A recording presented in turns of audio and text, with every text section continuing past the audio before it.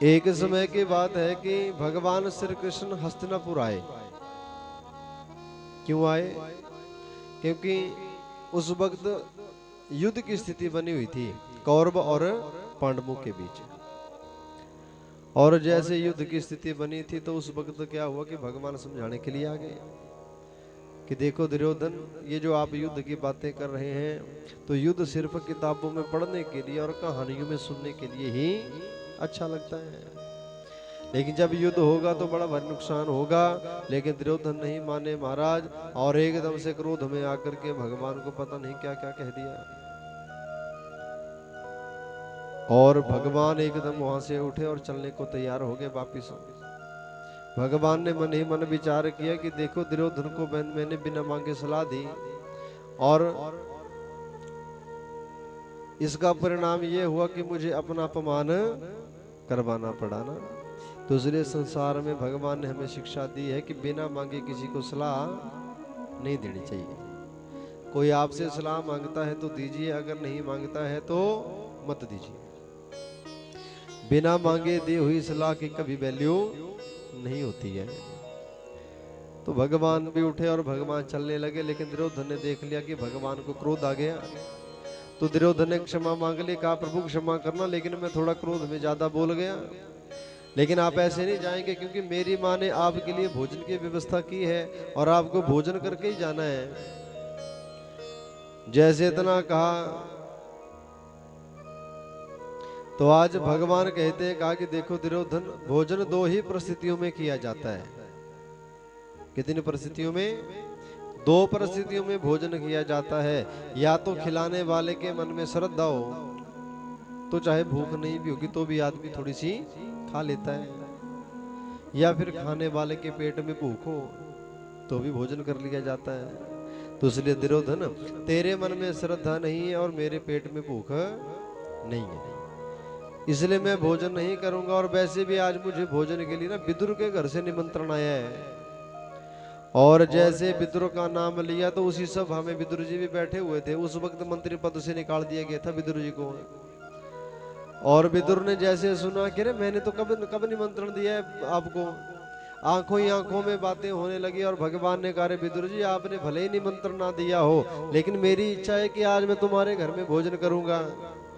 विदुर जी ने कहा, रे प्रभु, मेरी तो कोई तैयारी नहीं है, क्योंकि मैंने तो कभी सपने में भी नहीं सोचा था कि मेरे घर भी भगवान श्री कृष्ण आएंगे।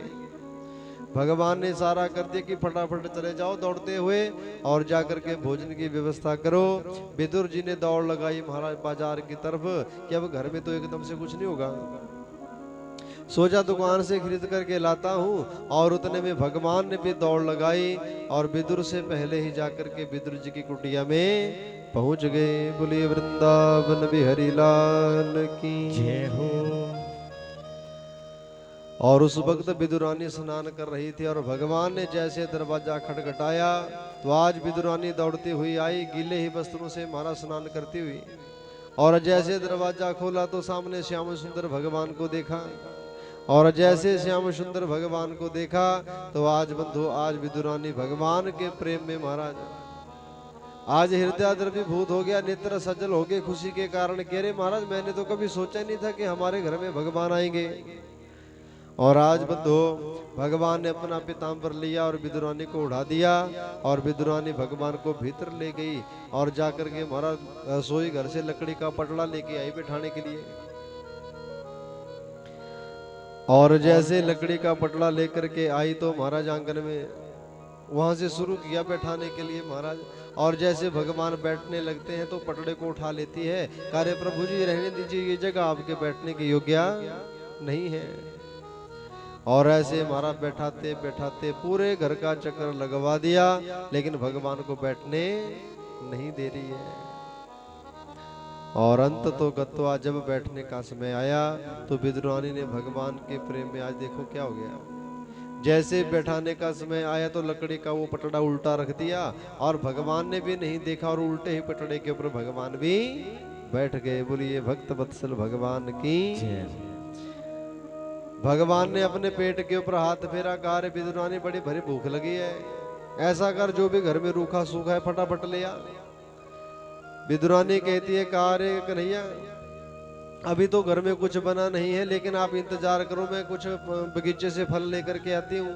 दौड़ती हुई गई और जाकर के केले के फल ले आई और भगवान के सामने बैठ गई, पत्तल रख दी महाराज। सोचा अपने हाथों से भगवान को खिलाऊंगी, और आज छिलके उतारने लगी और छिलका उतार करके ठाकुर जी के मुंह में दे देती है और केले का फल कोने में फेंक देती है। बोलिए सनातन धर्म की जय।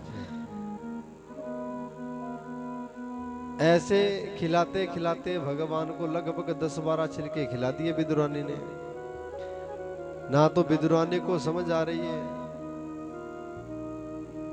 ना तो विदुरानी को समझ आ रही है और ना ही भगवान को समझ आ रही कि मैं छिलके खा रहा हूं। और ऐसे खाते खाते जब 10-12 छिलके खा लिए तो उतने में क्या हुआ कि विदुर जी भी पहुंच गए बाजार से। और विदुर जी ने जैसे दरवाजा खटखटाया, कहा रे विदुरानी जल्दी दरवाजा खोल। कहा क्या हो गया?